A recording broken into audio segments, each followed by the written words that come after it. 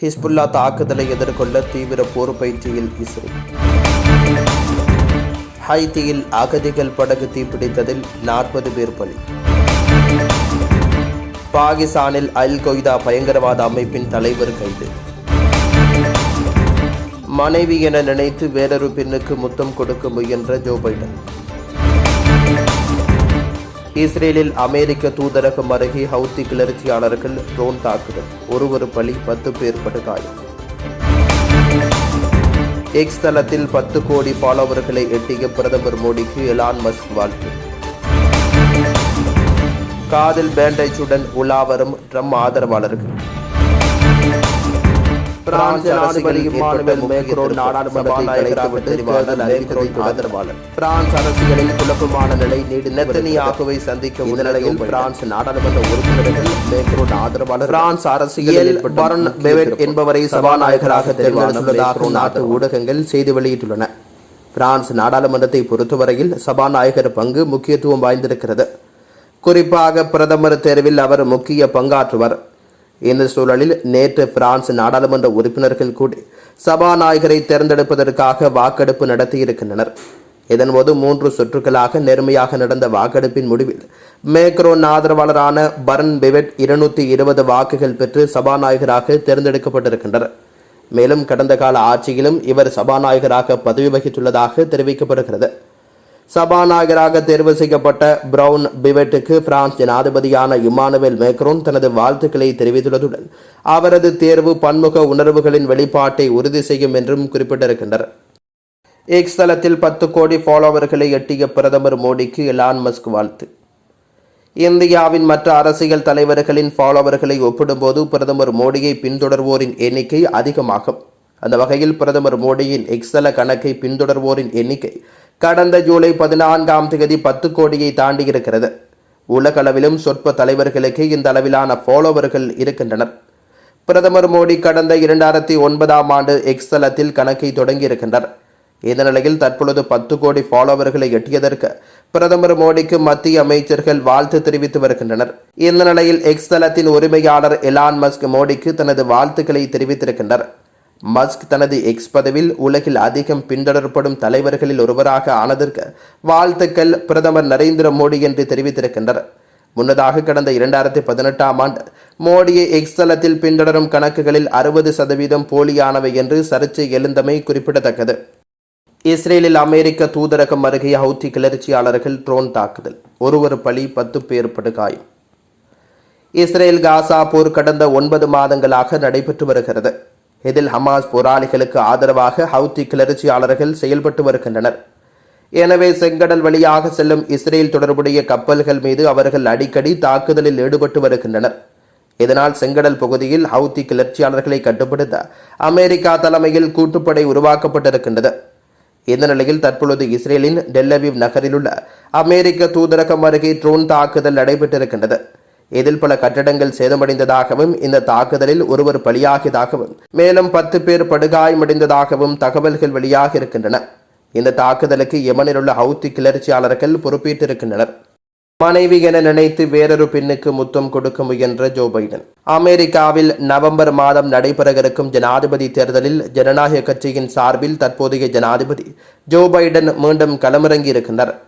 81 வயதாகும் நிலையில் மீண்டும் ஜனாதிபதி பதவிக்கு போட்டியிடும் நிலையில் பைடன் தொடர்ந்து பல்வேறு விமர்சனங்களை எதிர்கொண்டு வருகின்றனர். அதற்கு ஏற்றாற்போல் அண்மை காலமாக அவருடைய நடவடிக்கைகள் அமைந்து வருகின்றன. ஜனாதிபதி தேர்தலையொட்டி ட்ரம்புடன் நடந்த நேரடி விவாதத்தில் பைடன் பேசுவதற்கு மிகவும் தடுமாறியதாக தகவல்கள் வெளியாகியிருக்கின்றன. அதேபோல் பத்திரிகையாளர்கள் சந்திப்பின் போது உக்ரைன் அதிபர் செலன்ஸ்கியை புதின் என்றும் அமெரிக்க துணை ஜனாதிபதி கமலா ஹாரிஸை ட்ரம்ப் என்றும் தவறுதலாக குறிப்பிட்டிருக்கின்றனர்.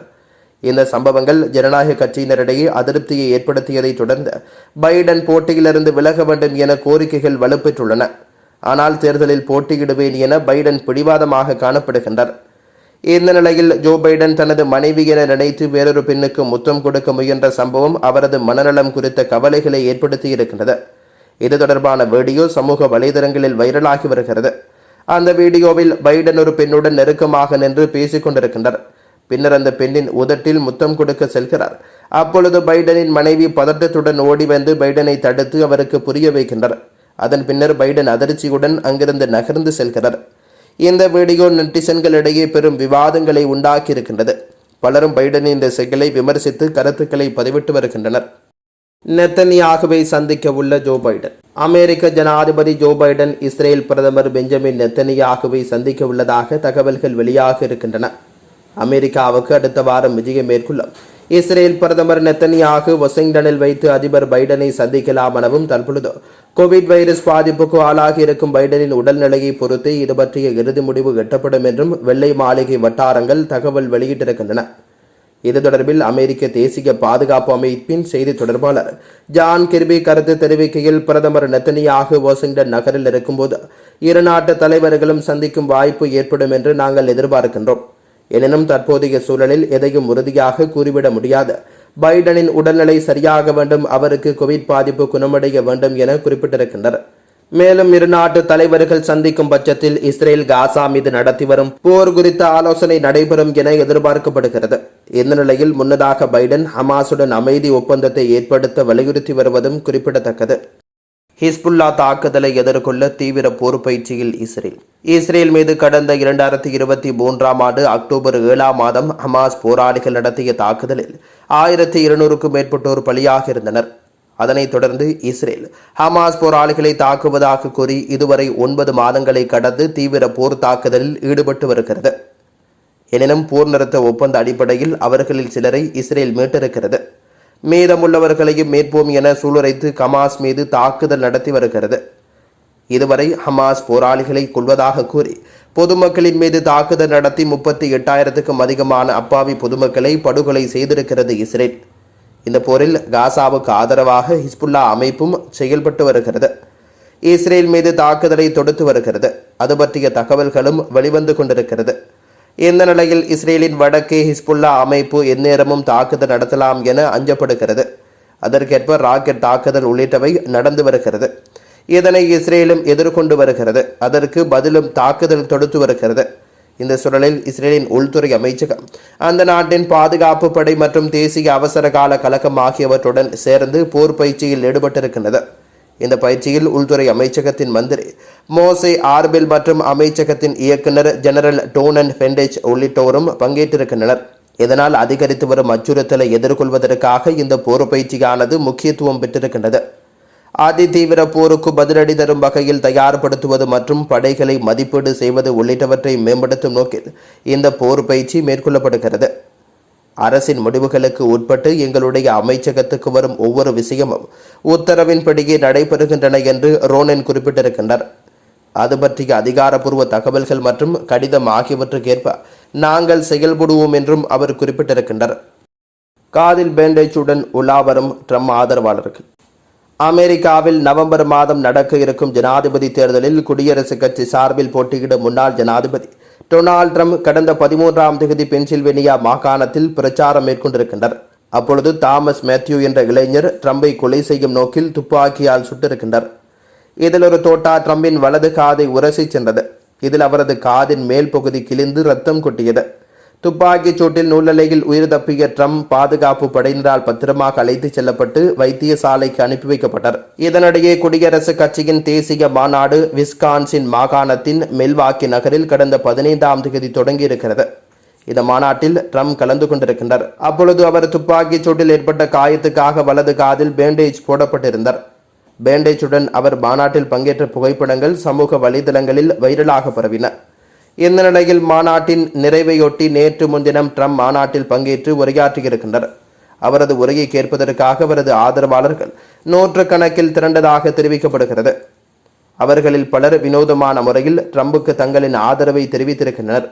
துப்பாக்கிச் சூட்டில் ஏற்பட்ட காயத்துக்காக ட்ரம்ப் தனது வலது காதில் பேண்டேஜ் போட்டிருந்த நிலையில் வலது காதில் பேண்டேஜ் போட்டுக்கொண்டு மாநாட்டில் பங்கேற்றிருக்கின்றனர்.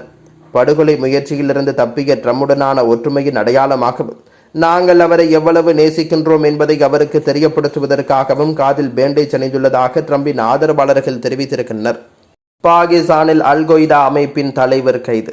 பாகிஸ்தானில் அல் கொய்தா அமைப்பின் மூத்த தலைவர் அமீன் முகமதுல் ஹக் சாம்கானை இராணுவ வீரர்கள் கைது செய்திருக்கின்றனர். இவர் பின் லேடனின் நெருங்கிய கூட்டாளியாக செயல்பட்டவர் என தெரிவிக்கப்படுகிறது. பாகிஸ்தானில் சமீப காலமாக பயங்கரவாதிகளின் தாக்குதல்கள் அதிகரித்து காணப்படுகின்றது.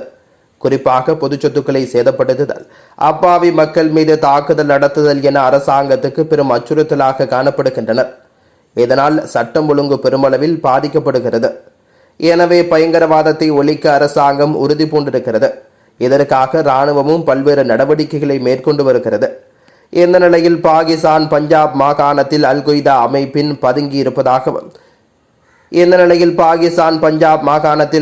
பயங்கரவாத அமைப்பினர் பதுங்கி இருப்பதாகவும் மிகப்பெரிய தாக்குதலை நடத்த அவர்கள் சதித்திட்டம் தீட்டுவதாகவும் உளவுத்துறைக்கு தகவல் கிடைத்திருக்கின்றது.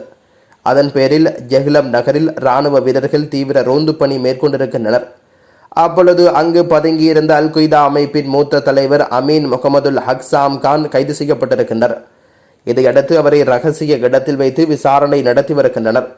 அமீன் முகமது ஏற்கனவே ஐநா சபையின் தடை செய்யப்பட்ட பயங்கரவாத பட்டியலில் இருப்பது குறிப்பிடத்தக்கது.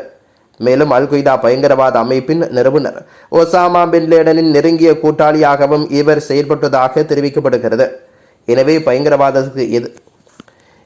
பயங்கரவாதத்துக்கு எதிரான போரில் இராணுவத்தின் இந்த நடவடிக்கை முக்கிய மைல்கல்லாக கருதப்படுகிறது.